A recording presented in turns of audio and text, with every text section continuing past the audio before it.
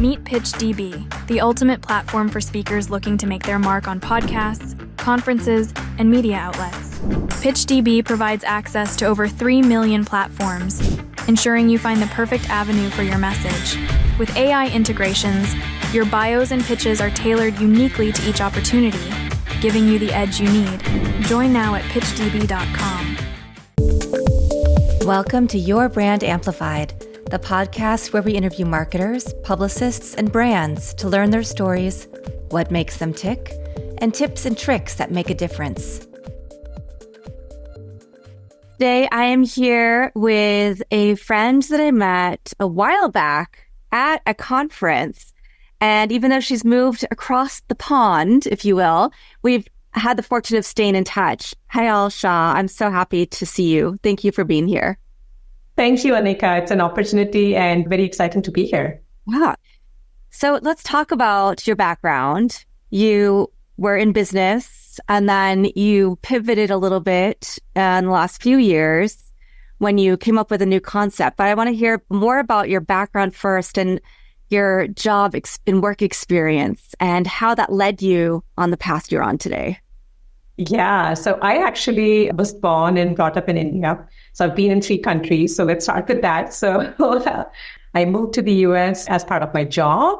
And at that time, I was working with one of the consulting companies and had an opportunity to work with big brands like Coca-Cola, Gillette, helping them with their implementations and product development. So that was pretty exciting. And soon after that, I always wanted to do something different. So I joined another domain, which is the entertainment domain. And I was there with Warner Brothers for almost 8 years, doing lots of different things, but most of it in the digital and data world and helping the entertainment world embrace, technology and data. Soon after that, I actually just kind of moved into a completely different domain, which is ed tech and HR tech. And I joined a SaaS company. And that was pretty exciting. That was honestly a springboard for my career development. I was there for 8 years, but I started as a senior project manager, but was given so many opportunities and worked so hard that I was the senior director for strategy and operations for e-learning content. So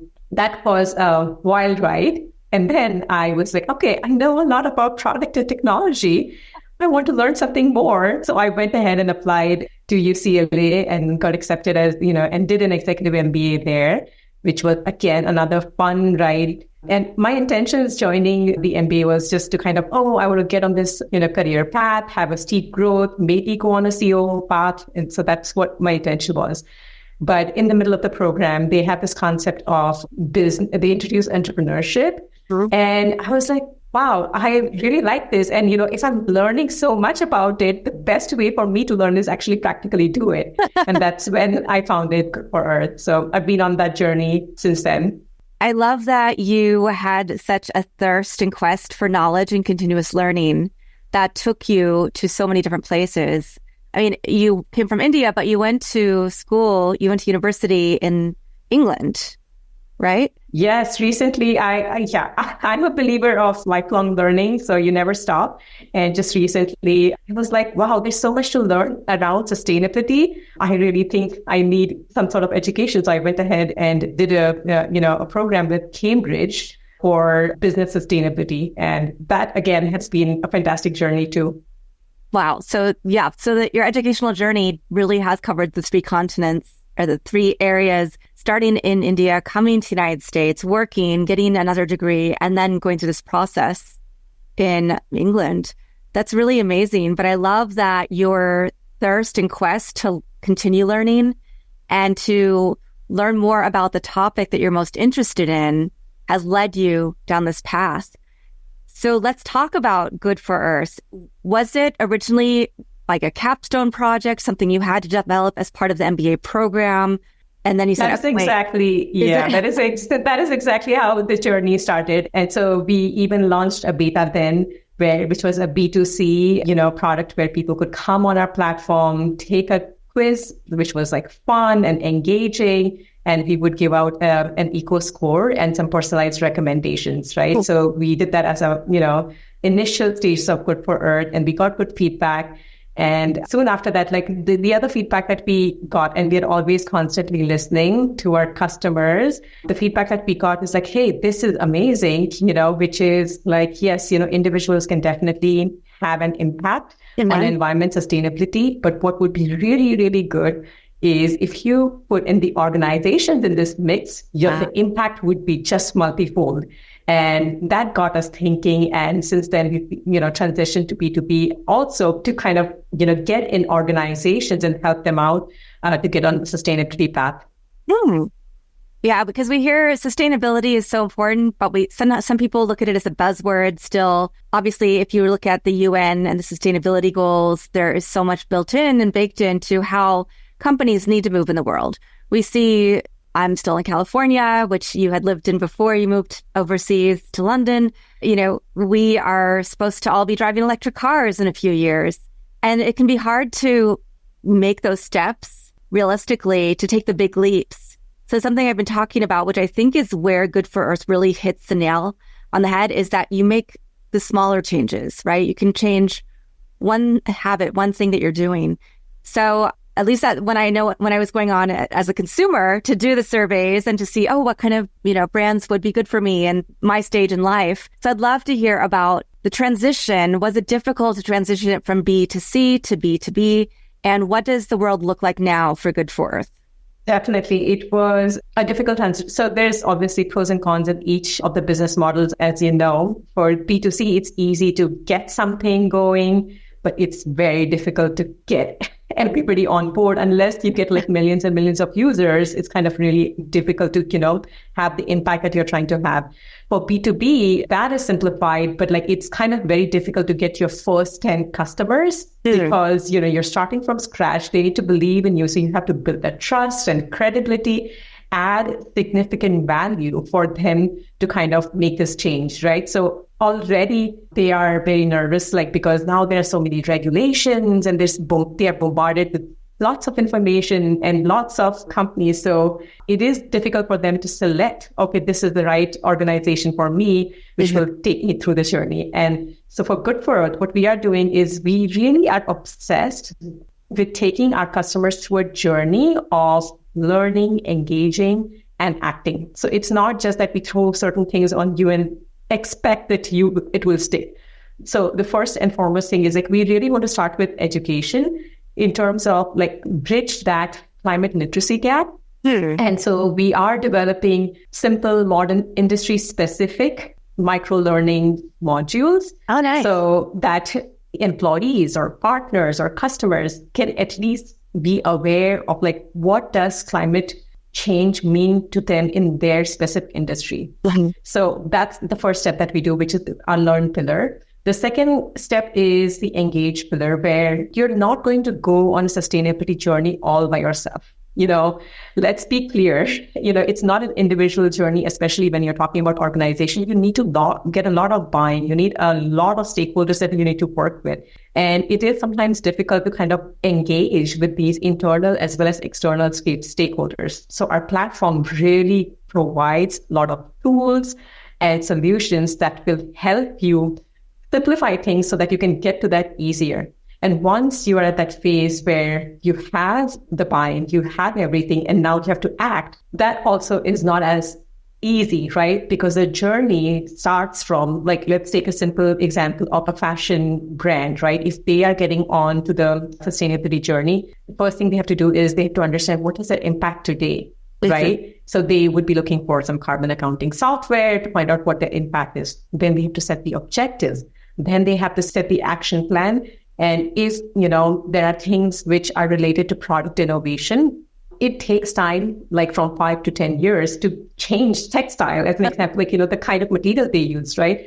But in the meanwhile, they really want to have an impact by, say, community outreach or by getting carbon certification, right? So all of that entire journey, this is not even the full journey, right? And they may want to switch to renewable. But there's so many things that an organization goes through when they're going to sustainability journey that we want to be that one-stop shop where they can trust us and we can provide them with these different solutions by partnering and collaborating with the best in the industry. Yeah, I can see how it is definitely a process and something people need somebody who is the expert to hold our hands through to figure out which ones. It's with anything, right? If you have the expert, it's so much easier to navigate and to make a change in your processes, in your systems, in your materials, in your recycling, at any little step and any big step that your company Absolutely. affects. So what does that look like for you right now?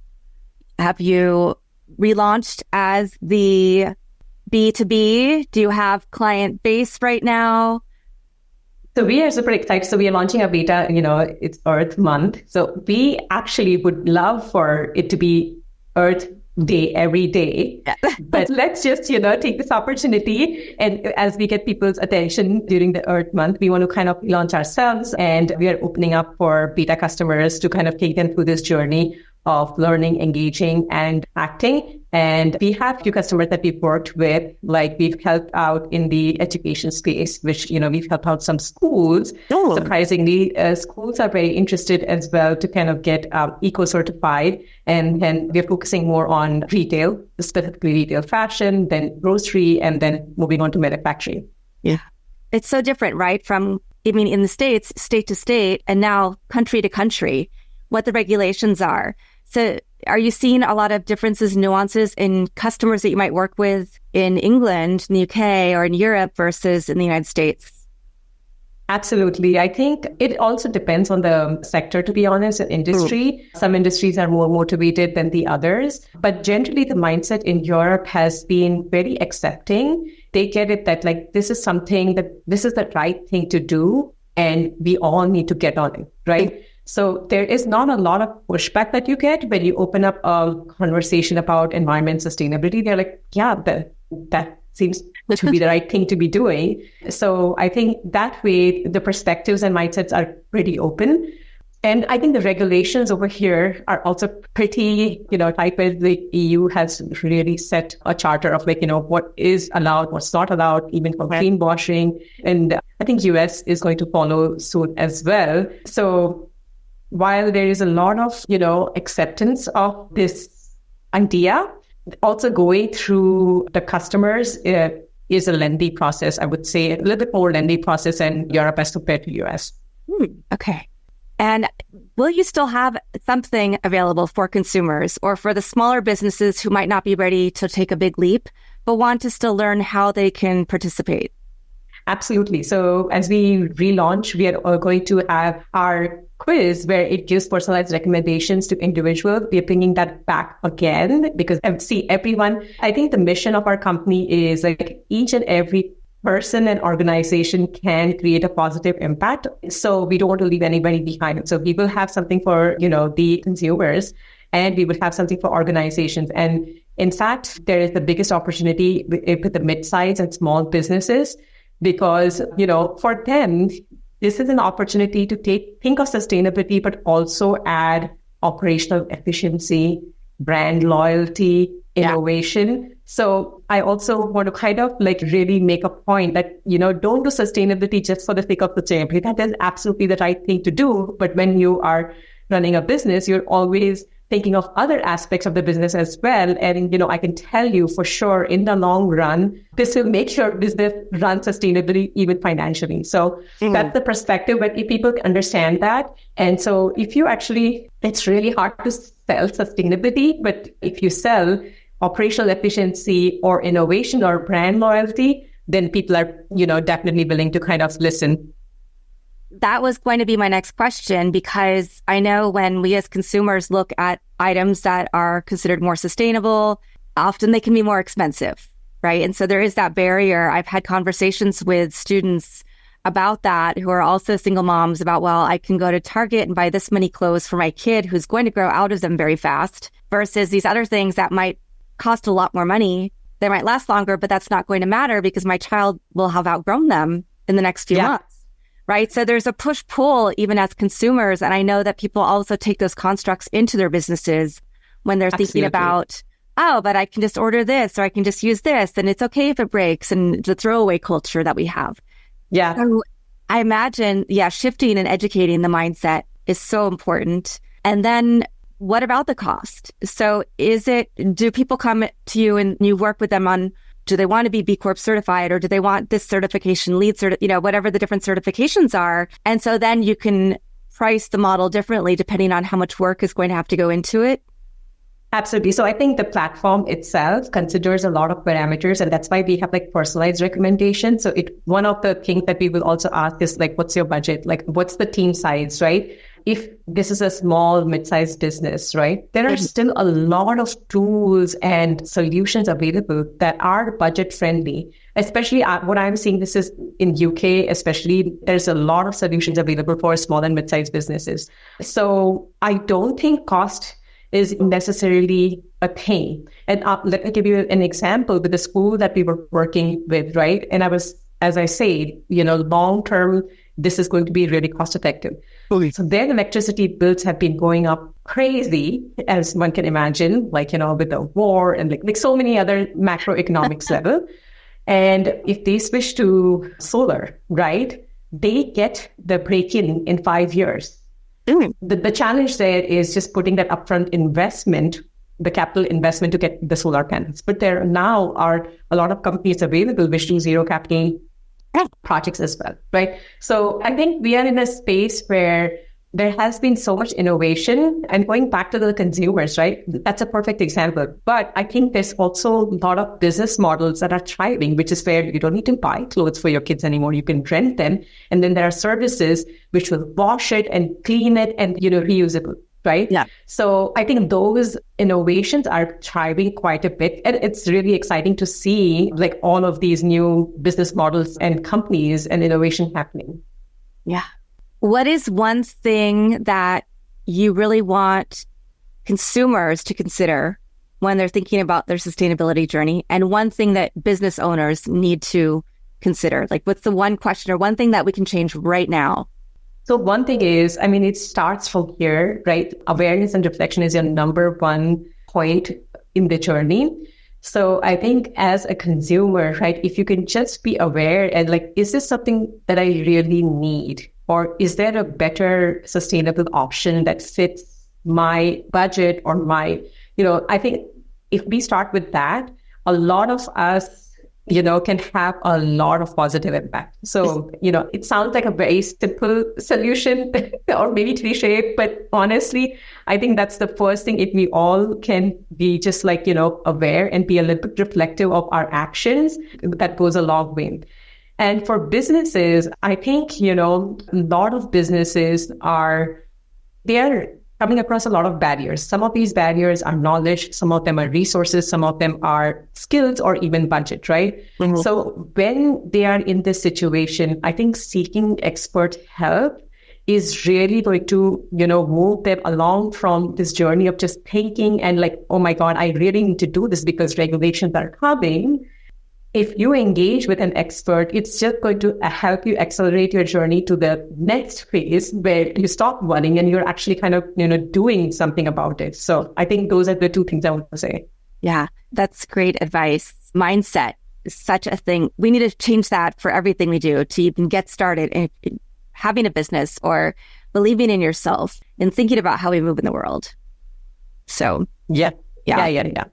Wow. So what kind of content are you putting out right now? Is it on YouTube? Is it on your social media channels? Is it on your website that we can go to and get quick tips and actionable items and learn more about these different processes?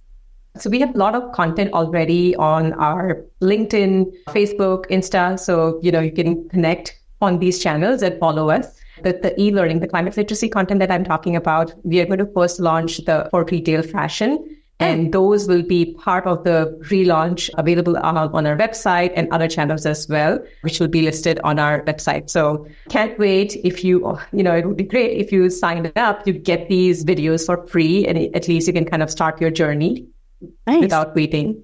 Yeah. Oh, yeah. And these are like, small 3 to 5 minutes micro-learning kind of session, which basically kind of really remove all the complexity and jargons. The other thing is like people get so scared or afraid of like, oh my God, what is scope 1? What is scope 3? What is greenhouse gases? Like for some of us who have been in this journey, know all these terms, but like think of people who are just starting. These are pretty jarring.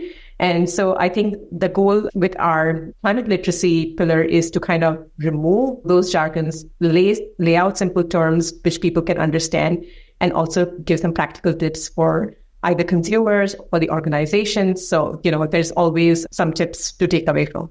Yeah. How are you celebrating Earth Day besides launching the new beta? That's a great question. I am, actually signing up for a few workshops. Another thing is in UK, there's a huge community of sustainable experts and, events. So I think next weekend on the 27th, there's a bunch of workshops that are happening, which explains a concept of digital collage or the impact of textiles, which it's a hands-on workshop, which you go with normal people. You brainstorm and you come up with a solution. I've done one or two of those by Climate Fresk. So I'm planning to do that myself. Oh, fantastic. Which will be pretty exciting.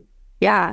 Well, and you're also a wife and a mother. So how inspired is your family to be more sustainable and more eco-friendly because of the work that you're doing?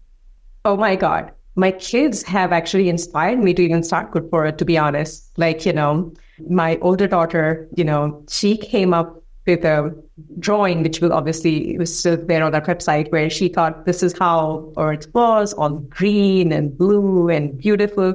And then as she started learning about, say, global warming and climate change, she was pretty upset. And she actually came to me and said, I had the fishes dying in the ocean. We should be doing something about it. And that was honestly a moment of reflection for me, where, as a parent, I could just shrug my shoulders and say, yeah, it is what it is and move on, or do something about it. And that is a moment when I founded Good For Earth. So amazing. My kids always inspire me, and they're always holding me accountable, to be honest.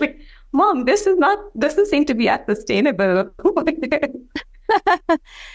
But that's what we want, right? We want yes. future generation to already have this mindset, because those of us who didn't grow up with it are having to learn. I mean, I know there was Earth Day when I was younger. It was just one day that we really thought about it. We didn't think about it in anything else we did as consumers when I was growing up. So it's a big shift. And I love the fact that people could be so intentional now and have resources like Good For Earth to go and learn more on their journey.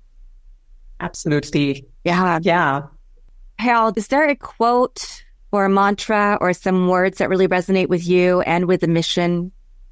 Yeah, lately I've been kind of thinking about environment sustainability so much. So this is a quote by Robert Swan that really kind of sticks to me, which is the greatest threat to our planet is the belief that someone else is going to save it, right? If we all think about it that way, I think it's the recipe for disaster. And so I think we all should feel responsible for making things better for our future generations. Well, thank you so much for giving your insights, for creating this digital ecosystem for us to enjoy, that anybody can go on, get the right references, and then also just being a champion and putting yourself out there to continuously learn, to continuously become an expert in something you're so passionate about, and then bring it to organizations so that they can all make change for good. Absolutely. And I can't wait to, see more of you, at least being curious, right? Because step one, as I said, is curious and being aware. And so consume this climate literacy content and learn something from it. And then once you're ready to engage and act, talk to us. We are here to help you. Fantastic. Well, Payal Shah, thank you so much for being here. And that website is earth.co. Goodforearth.co. Thank you so much, Anika, for having me. It's always fun to talk to you. With that, thank you to everybody for watching or listening to this episode and for hearing more about Payal's journey in the world of corporate and then starting her own company to help other businesses and people become more sustainable. Want more? Check out amplifywithannika.com or follow me on socials at amplifywithannika.